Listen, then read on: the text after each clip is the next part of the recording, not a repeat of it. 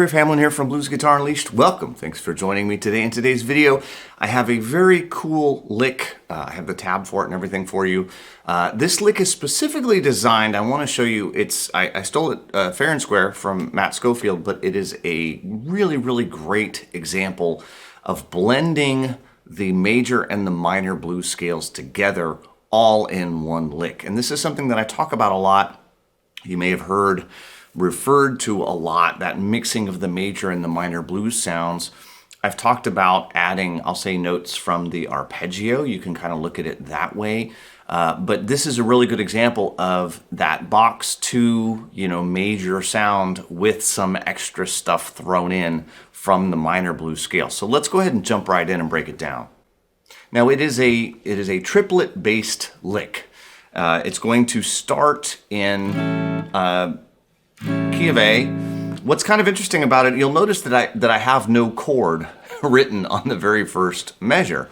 And that's because you could already be on an A chord when you start this lick. The way I'll say I stole it is sort of as a pickup to the beginning of the form. So it's actually a 5 chord. And you'll notice that my little jam track as I was playing in, it was the 5 chord right there, coming into the top of the form. It also works coming from the 4 chord back to the 1. I played it that way as well, and in fact I even changed the timing of it a little bit, which I'm going to talk about too. We're gonna really work this lick, and I specifically want to do this to hopefully show you how you should always work your licks. So let's start with it as written. So we're going to start on the A, 7th fret, do the bluesification of the 3rd, as I like to call it. This is all out of box 2. C to C sharp to E, A. Now, at that point, we're basically going to use the A as a pivot. So now I'm switching, okay? A's are shared between the major sound and the minor sound. So when I hit those, it's easy to pivot around those notes, and this is a great example of that. So from that A, we're gonna basically, in our brain, turn it into box 1. G, E, do a little quick slide up from the D to the E flat, to the blue note of the scale, and back to the D, down to the C natural, again, staying in the minor. Do a pull-off from the A to the G. It doesn't really matter if it's a pull-off or not. Back to the A, to the C. Notice that I'm doing a lot in box 1 here. Now I'm going to do kind of a quick flurry. A pulls off to G, down to E, and down to D. Now the next note in the scale would be a C natural, but instead I'm going to go to a C sharp and turn it into the major sound, kind of twist it right at the end. This is not too difficult when you know that the last note would normally be, say, here or here, to bring it up a half step to kind of lock it in. So we have all that. So we have all this major, 2, 1, 2, and 3, and 4, and 1, and 2, and 3, and 4, and kind of a lot, I realize. Let's break it down even slower. So if you need to, make a note for yourself, do whatever you got to do, but getting the count on this is really important. So I'll count it in really slow. 3, and 4, and 1, and 2, and 3, and 4, and 1, and 2, and 3, and 4, and So notice that all happens on one count, right? 3, and 4, and That's a lot to do on one count. So you might have to play it really quite slowly.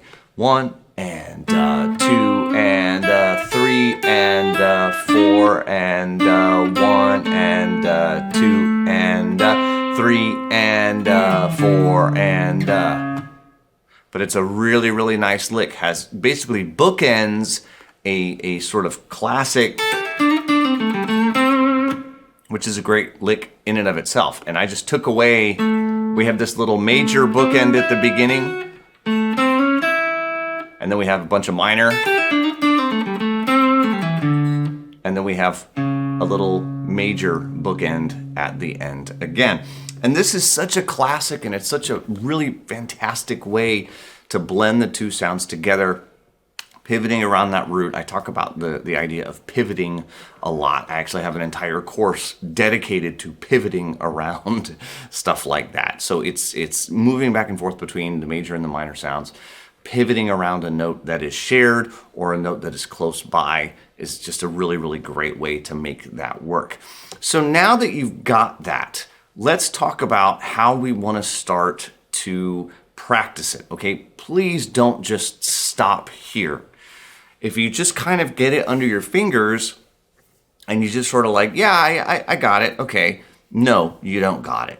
The first time you try to play that over a jam or over a song, or I'll say in real life, you don't got it, okay? Let me show you some things that you're gonna have to do likely over the period of several days, perhaps a week or more, before you really got it, okay? What we're gonna start with is playing this at a nice slow tempo. So what that means is I don't want a shuffle feel. Now it's a shuffle feel lick in its original form, but that doesn't mean that I have to play it that way.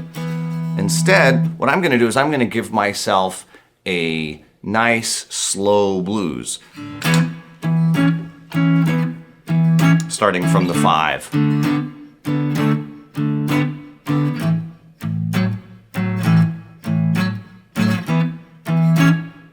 And you can play this however you want. But if you can't play yourself a jam track, that's the thing you need to be able to do first.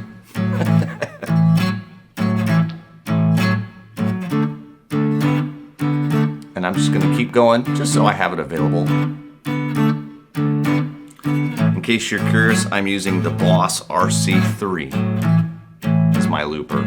And I'm gonna stop at the 5 because that's where I started. All right, so here we go. So I'm gonna try to play this as written. 1, 2, and 3, and 4, and 1, and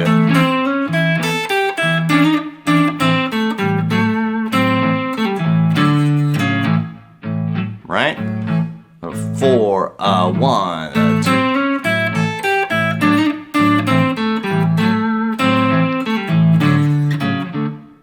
Here's the 4 chord. 4, 1, 2.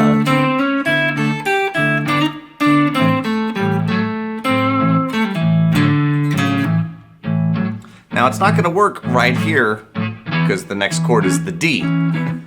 So we'll let it come around.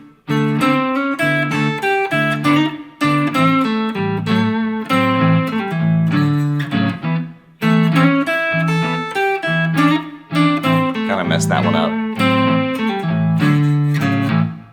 Okay, so now let's say you've got it to the point where that feels comfortable, you're doing okay with that. What I want to show you now is that I don't have to start it on the, I'll say, of beat 1. 1 and 2 and 3. I can easily change that to the of 3 or the of 2. I can probably make it a different beat. Let's try it. 2, 3, 4.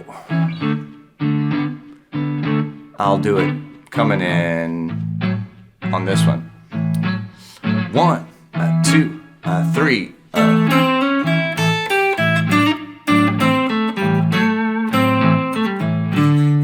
That works just fine. Let's try the and of 2. I gotta wait a little bit because the chord coming up is the 4 chord. That'll be weird. 2, 3, 4, 1, 2, 3.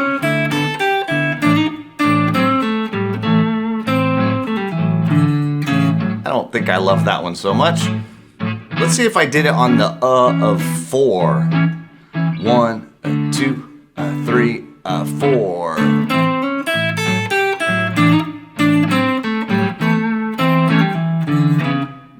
yeah, I don't like that one so much either. But at least I tried them all, okay? I didn't just leave it in one place. That's huge, okay? It's great, you know, obviously you've got to learn it. Obviously you've got to know where it goes. You've got to know how to place it. But you got to try, there's 4 beats in a measure. You got to try them all because it might work in other places. It might, sometimes you might play it and go, no, not so much. Now, I just crammed this whole process into about 2 minutes, right? I played my jam track and I just tried it a few times. I do this a lot. This is fairly easy for me. That whole process could take days for you, depending on where you're at right now. That's okay. When you learn a new lick, please take all the time you need. I used to tell myself, or I used to give myself what I called my 3 gig rule.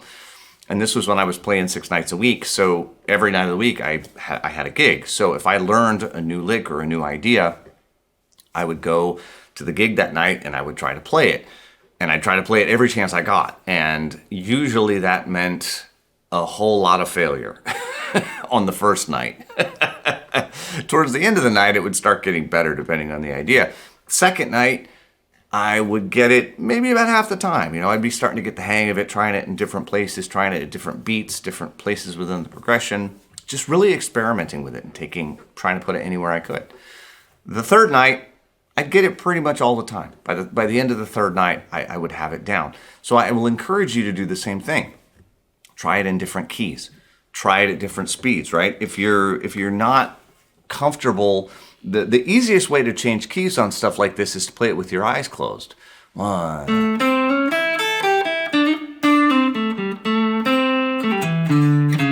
And then just, you know, shake your hand out, right? And put it somewhere randomly. 1.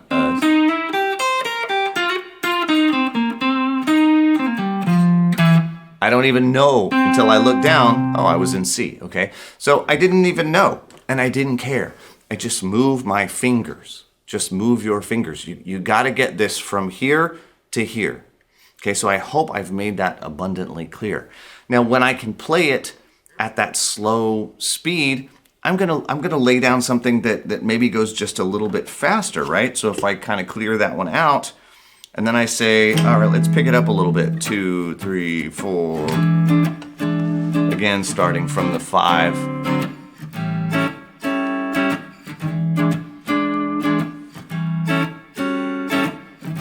And again, if you can't play the jam track, that's the first place to start.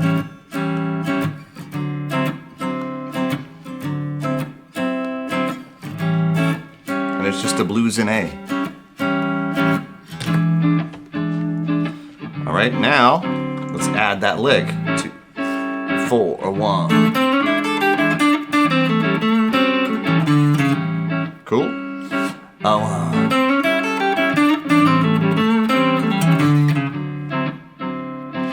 1, 2, 3.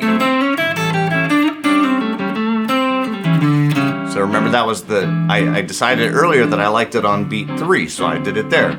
1, 2, 3. Kind of cool.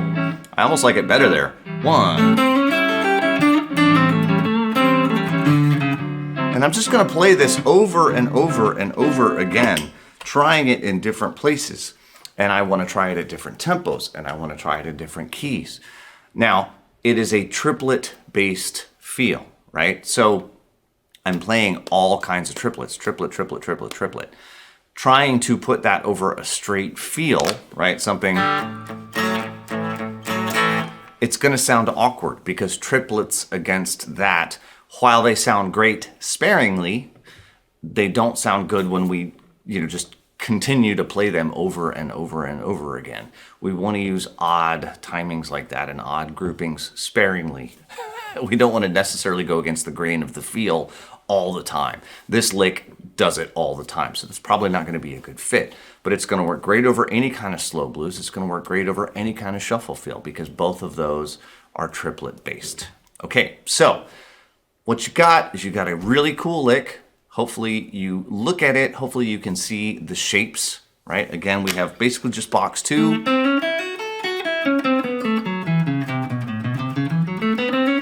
Which is the A major blues sound. Box 1 which is the A minor blues sound. Notice that it pivots around that root. That is important, okay? Pay attention to stuff like that. Notice where those transitions happen. It's a whole lot easier to memorize the lick when you remember, oh yeah, I just transition here and go down the scale. It's just a scale. Just go down it. So if you know the pattern, you know the scale, that's going to make it a lot easier. And then play it a lot. Play it over a lot of different tracks, a lot of different tempos, a lot of different keys. That's what's going to make the difference. If you have a looper, lay down your own tracks. Do that for yourself. Get good at that. It's a very, very important skill. Okay?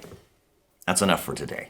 As always, I'm Griff Hamlin from Blues Guitar Unleashed. I will leave links near this video if you want to follow me via email. I do a lot more via email than I do anywhere else, so please make sure you're on the email list. And I will leave some links for the All Access Pass and my courses and all that kind of stuff nearby. If you have friends that are guitar players and you think they would get something out of this video, I hope you'll share it with them. And until next time, take care. Bye-bye.